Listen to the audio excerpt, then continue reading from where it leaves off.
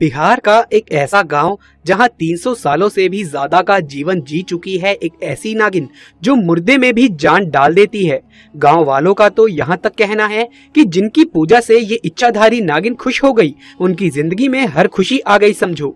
बिहार के बख्तियारपुर में एक ऐसा गाँव है जो सिर्फ इस इच्छाधारी नागिन के लिए ही जाना जाता है। दोस्तों, वीडियो शुरू करने से पहले जो भी महादेव के सच्चे भक्त हैं, हर हर महादेव का जयकारा कमेंट बॉक्स में जरूर लगा दें। दोस्तों, बिहार के बख्तियारपुर से करीब 25 किलोमीटर दूर एक जंगल के पास नागिन का एक अनोखा मंदिर है। कहा जाता है कि इस मंदिर की नागिन में इतनी ताकत है कि वो मरे हुए इंसान में भी जान डाल देती है। ऐसा ही चमत्कार घटा इसी गांव में रहने वाले 16 साल के राजू के साथ। राजू जब करीब 14 साल का था तो उस समय एक कारखाने में आग लग जाने के कारण उसके माता पिता की मृत्यु हो गई। राजू की एक छोटी बहन थी जो करीब 13 साल की थी और एक छोटा भाई भी था जो करीब 8 साल का था। अपने दोनों भाई बहनों की देखभाल की जिम्मेदारी राजू पर ही थी। राजू की बहन अपनी माँ की तरह ही भक्ति भाव में लीन रहती थी।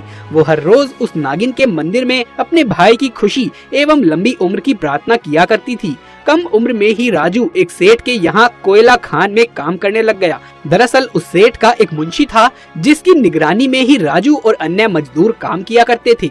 परंतु वो मोहन सिंह बहुत लालची किस्म का व्यक्ति था।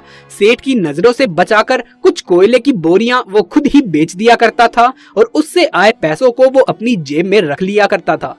एक दिन सेठ ने जब बही खाते पर नजर डाली तो उसे कुछ गड़बड़ नजर आई और उसने मुंशी को कहा कि कुछ बोरियों की हेराफेरी हो रही है। अगर तुमने पता नहीं लगाया कि ये गड़बड़ कहाँ है तो मुझसे बुरा कोई नहीं होगा। मुंशी काफी डर गया और फिर उसने सोचा कि अगर मैं सेठ को गुमराह कर दूं और चोरी का इल्जाम किसी मजदूर पर लगा दूं तो शायद मैं बच जाऊंगा। और अगले दिन उसने अपने 2 खास आदमियों से कहकर रातों रात कुछ कोयले की बोरियों को एक रमेश नाम के मजदूर के वहां रखवा दिया और अगले दिन सेठ को कहलवा दिया कि हमने चोर को पकड़ लिया है।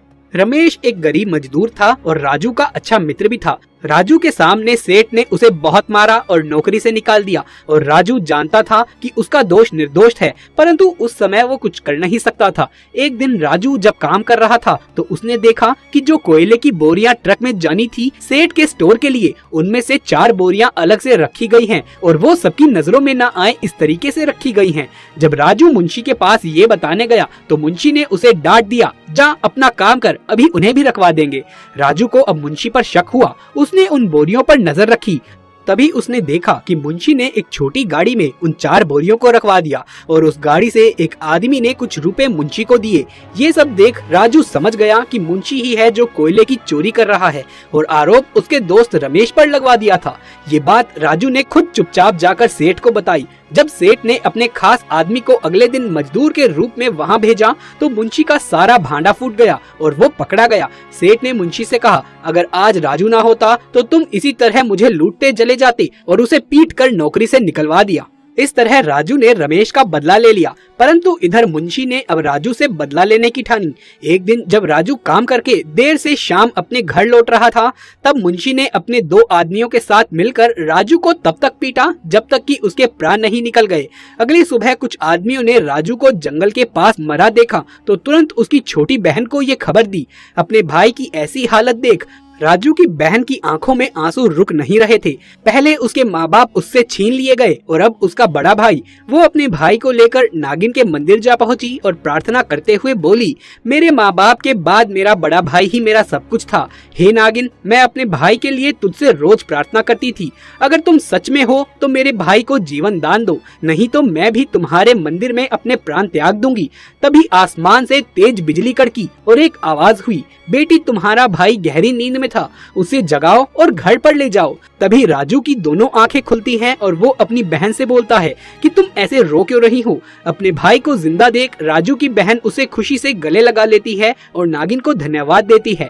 उधर मुंशी जब किसी काम से गांव से बाहर जा रहा था तो रास्ते में अचानक एक बड़ा सा सांप आकर उसे डस लेता है और उसकी उसी समय मृत्यु हो जाती है। दोस्तों, कहते हैं राजू के साथ घटी ये घटना न केवल बख्तियार गाँव में बल्कि आसपास के अन्य गाँव में भी फैल गई और लोगों की उस नागिन के मंदिर के प्रति आस्था और बढ़ गई। आज भी दूर दूर से लोग उस नागिन के दर्शन और पूजा करने के लिए आते हैं। बिहार के इस गांव में उस सुबह जो हुआ उसने गांव के सभी लोगों को पूरी तरीके से हिलाकर रख दिया। दरअसल यहाँ खुद माता दुर्गा अपने भक्तों को दर्शन देने तालाब से अवतरित हुई। जो असली मामला है उसे जानकर आपके मुंह से भी अपने आप जय माता दी निकलना शुरू हो जाएगा। दोस्तों एक बार सच्चे दिल से कमेंट बॉक्स में जरूर लिखें जय माता दी, ताकि माता रानी के दरबार में आपकी हाजिरी लग जाए। दोस्तों माता रानी के लिए एक लाइक तो जरूर से बनता है। बिहार के गांव फुलवारी के रहने वाले राकेश को जब माँ दुर्गा ने आशीर्वाद दिया और उसके पीछे की वजह जो है जानकर आप हैरान रह जाओगे। दरअसल राकेश माता का बहुत बड़ा भक्त है और माता के हर एक जगराते में वही माता के गाने और संगीत की व्यवस्था करता है और खुद भी उसमें शामिल हो जाता है। वैसे तो राकेश का पूरा जीवन यापन अपने छोटे से खेत पर ही निर्भर करता है, परंतु उसका एक सपना था कि वो माँ वैष्णो देवी के दरबार में एक बार जरूर माथा टेक कर आए। उसके लिए 3 साल से लगातार वो अपनी आमदनी से कुछ पैसे जोड़कर रख रहा था। इस साल तो उसके पास माता के दरबार में जाने लायक पैसे इकट्ठा होने ही वाले थे,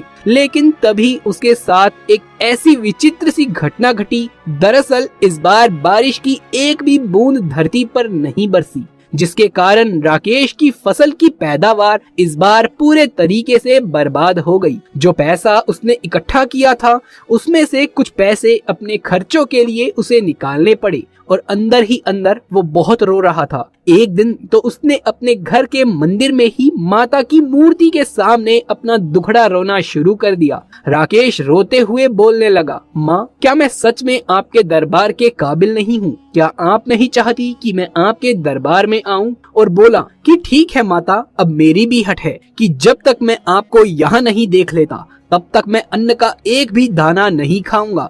और उसने खाना पीना छोड़ दिया। एक दिन बीत गया, 2 दिन बीत गए और लगभग पूरा 1 हफ्ता वो वैसे ही भूखा प्यासा रहा। एक दिन रात के समय उसके सपने में एक बहुत ही सुंदर देवी माँ आई और उससे प्यार से बोली, मैं तुम्हें दर्शन देने आई हूँ। कल सुबह तुम अपने घर के बगल में जो तालाब है वहाँ जाना, वहीं मैं तुम्हें दर्शन दूंगी। अगली सुबह वो उठकर जब अपने घर के पीछे वाले तालाब में गया तो वो हैरान रह गया। पानी में उसे कुछ बुलबुले उठते नजर आ रहे थे। थोड़ी देर बाद वहाँ से अपने आप ही माता की प्रतिमा निकली तो वो हैरान रह गया। खुशी के मारे वो जोर जोर से जय माता दी चिल्लाने लगा। उसे देख गांव वाले सभी लोग वहां इकट्ठा हो गए और माता के इस चमत्कार को देखकर सभी हैरान थे। माता के दर्शन पाकर राकेश ने अपनी हट को छोड़ा और अन्न ग्रहण किया और माता की इस प्रतिमा को वहीं गांव में एक भव्य मंदिर में स्थापित करवा दिया और सुबह शाम उनकी पूजा करने लगा। तो देखा दोस्तों आपने, अगर भक्ति सच्ची हो तो भगवान को भी अपने भक्त के लिए आना ही पड़ता है। दोस्तों आपके इस घटना के ऊपर क्या विचार है नीचे कमेंट बॉक्स में लिख करके जरूर से बताएं। ये वीडियो पसंद आया हो तो इसे एक लाइक करके अपने दोस्तों और रिश्तेदारों में इसे ज्यादा से ज्यादा शेयर कर दे। माँ दुर्गा के सच्चे भक्त कमेंट बॉक्स में जय माता दी लिखना बिल्कुल भी न भूलें। आपके ऊपर माँ दुर्गा की कृपा सदैव बनी रहे। आगे भी ऐसे वीडियोस देखते रहना चाहते हैं तो चैनल को सब्सक्राइब करके पास वाले बेल आइकन को दबा लें। जल्द मुलाकात होगी आपसे किसी अगली वीडियो में। तब तक के लिए आप सभी का धन्यवाद।